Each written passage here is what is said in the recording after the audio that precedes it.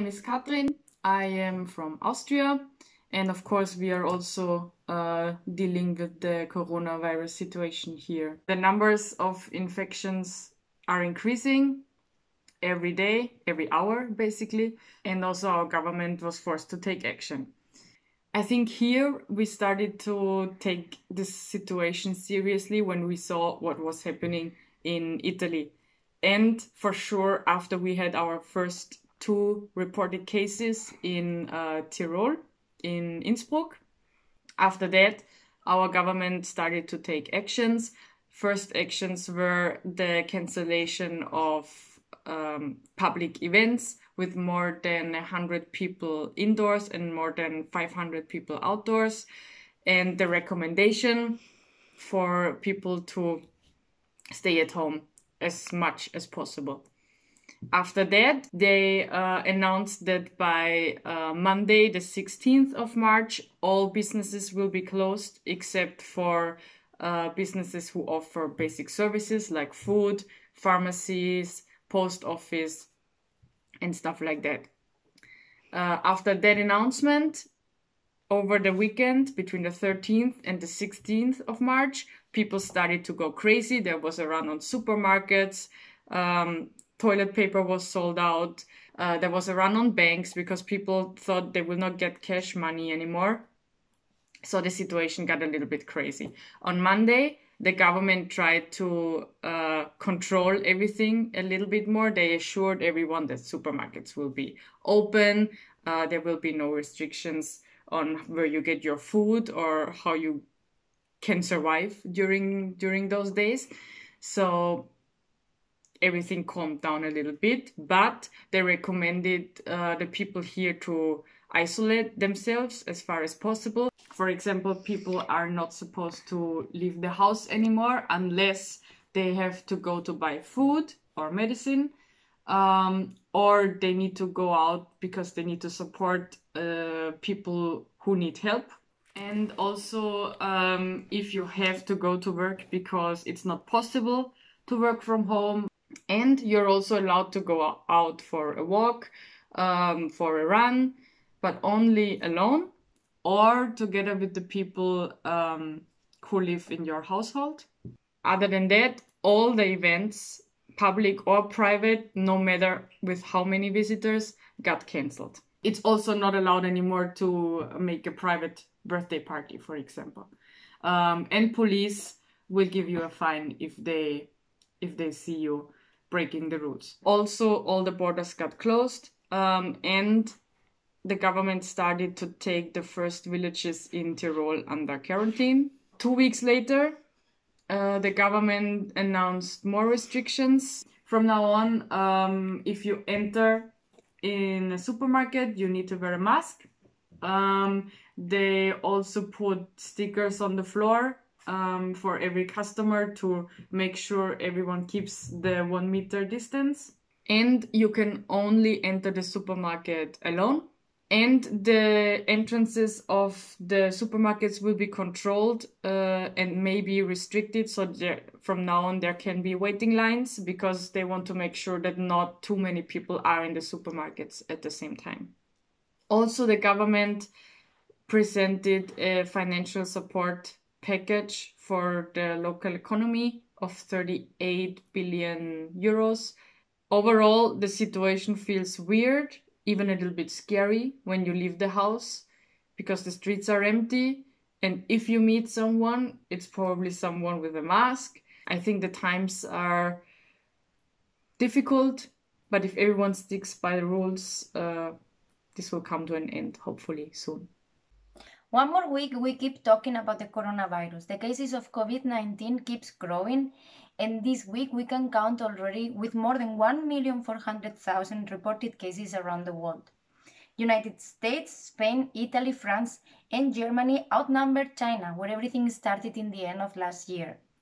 Right now, limitations and lockdown seem to be getting totally established in most of the countries with reported cases.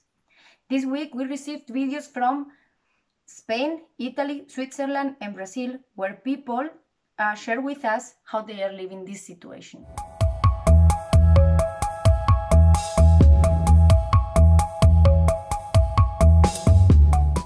Hi, this is Adamz from Madrid, and today, 4th of April, is our 21st day of lockdown. Spain has caught up Italy in number of cases of COVID-19 with more than 100,000 cases and more than 10,000 deaths. Around 7,000 new people infected are daily detected, most of them nurses and doctors, but the country is reaching this week its highest peak of contagious, which is slightly dropping, and the good news are that there are more recoveries every day. In the most affected regions like Madrid or Catalonia, hospitals are built in fairgrounds adapted to deal with infected patients to decongest regular hospitals. Here in Madrid, there are already more than 2,000 patients being helped in there. And also, morgues are built in ice skating stadiums. The very latest news from Spain is that the Spanish government has extended the emergency state until the 26th of April. And another measure the government is thinking of is to let people with children to go out for a walk or practice sport in the outside, which was forbidden during these 3 previous weeks.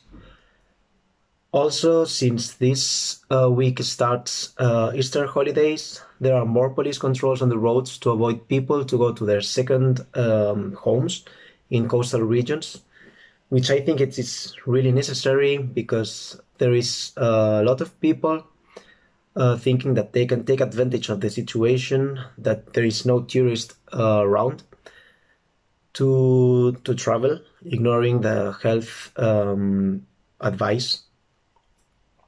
And actually, police has already arrested some people traveling. The Ministry of Labor has registered these days more than 3.5 million of unemployed people.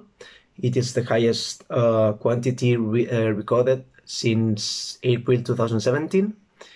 And there is around 620,000 people who has been temporarily laid off. But on the other hand, there are some sectors hiring people like phone operators or agriculture. But there are also some good news, like, for example, pollution levels in big cities like Madrid and Barcelona have dropped, reaching its historic lows of it due to the reduction of the traffic since the emergency state was declared. Here in Madrid, for example, the sky is clearer than ever, and I hope this could stay for a very long time. And to conclude, since the quarantine started, every evening people lean out to their balconies or windows to give a round of applause to all the people who is working hard to make this crisis come to an end, like nurses, doctors, cleaners, people who work in supermarkets and so on. So they are our superheroes here.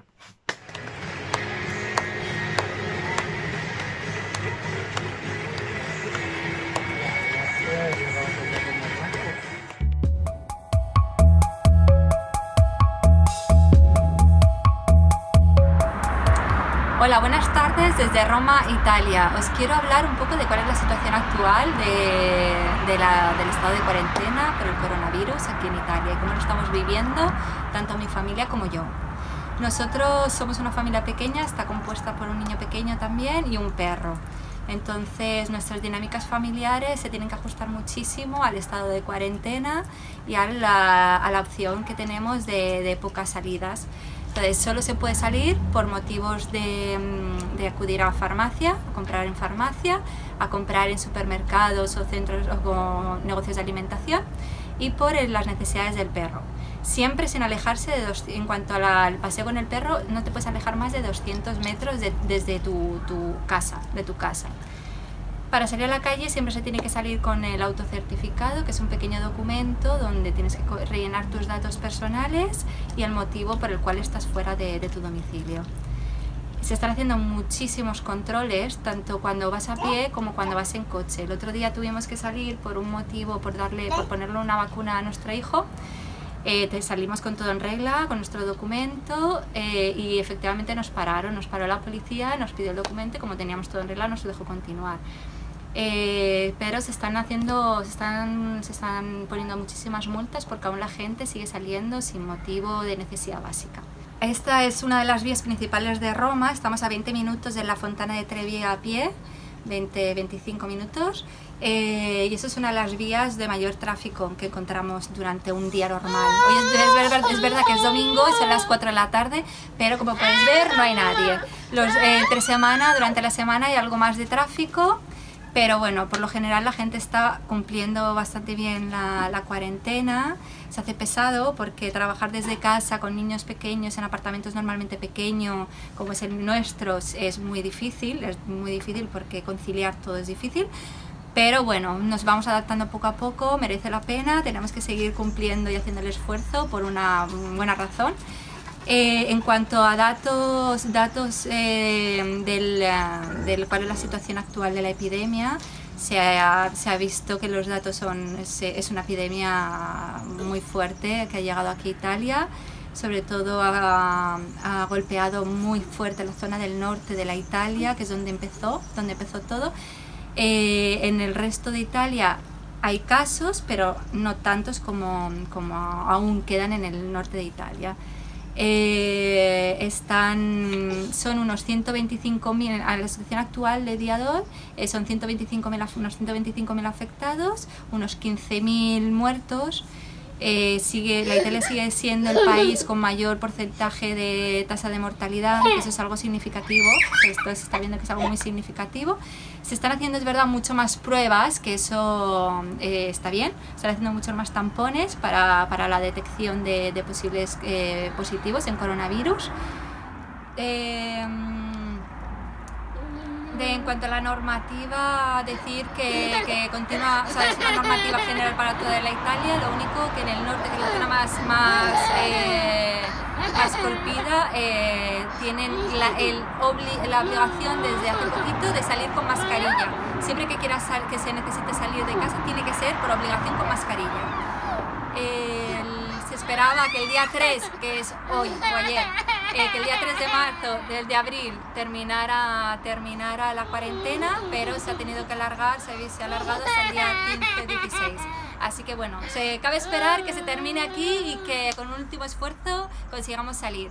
Así que invito a todos a quedar en casa. ¡Chao!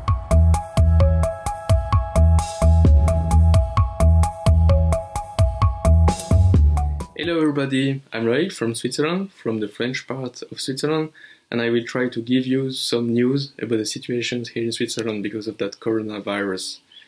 First of all, I hope that you and your family are alright.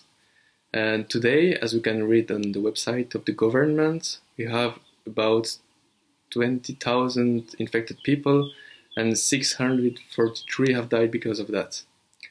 As in other country, we have restrictions, we have to stay home as much as possible, but we have a lot of companies who continue to work, and for example, I have friends who works every day within the safety regulations. The army mobilized 10,000 people to help the hospitals and the border guards. We have students, they have to stop the university to reinforce the army now in that particular situation. We are awaiting further information about the government, and we are hoping that we will be able to come out soon. And I will take this opportunity to thank all the people who care and helps the other in that situation. We are lucky to have them. I want to say you take care of you, stay home, and bye-bye.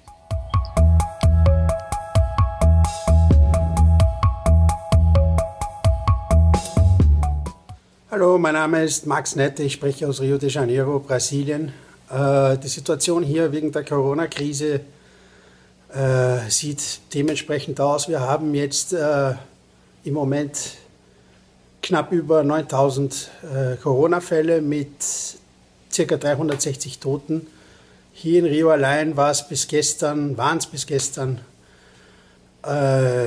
41 Todesfälle. und die Situation wird sich in den nächsten Wochen sehr, sehr verschlechtern. Man rechnet damit, dass der Höhepunkt dieser Krise jetzt in den nächsten 4 bis 6 Wochen erreicht wird. Mit Ausnahme von Supermärkten, Apotheken ist hier praktisch alles zu. Das heißt, alle Betriebe, Konzerne, Firmen. Die Regierung wird wahrscheinlich in den nächsten Tagen oder Stunden sogar einige Unterstützungsmaßnahmen veröffentlichen. Natürlich Hilfe an alle Ärzte, Helfer, Pflegerer und auch an die Firmen, damit sie ihre Angestellten nicht entlassen. Für Selbstangestellte gibt es eine finanzielle Unterstützung von 600 Reals, das entspricht ca. 120 €. Und ich glaube, die größte Sorge im Moment ist jetzt mit unserem Gesundheitssystem, denn man rechnet mit dem totalen Zusammenbruch in den nächsten Wochen. Das Gesundheitssystem hier ist ja schon unter normalen Zuständen chaotisch. Das heißt, die nahe Zukunft sieht hier leider ziemlich finster aus. Und es hat etwas gedauert, damit wir Brasilianer aufmerksam geworden sind auf die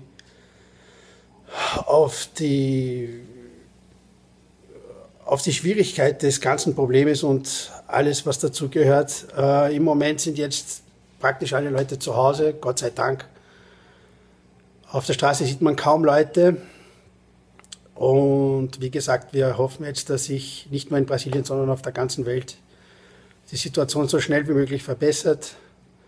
Leider wird es hier noch sehr, sehr viele Todesfälle geben. Und ja, und hoffentlich werden wir das Ganze überwinden. Und ich wünsche euch in Österreich und auf der ganzen Erde alles Beste und bleibt zu Hause, wascht euch die Hände und vorsichtig sein. Remember to follow the rules adopted by the country you're living in. Wash always your hands with soap and water. Stay at home and go out only when it is really necessary. Take care with the information you read and share. Believe only the information which comes from official sources and don't spread fake news. Thanks for watching. Stay home, stay safe, and goodbye.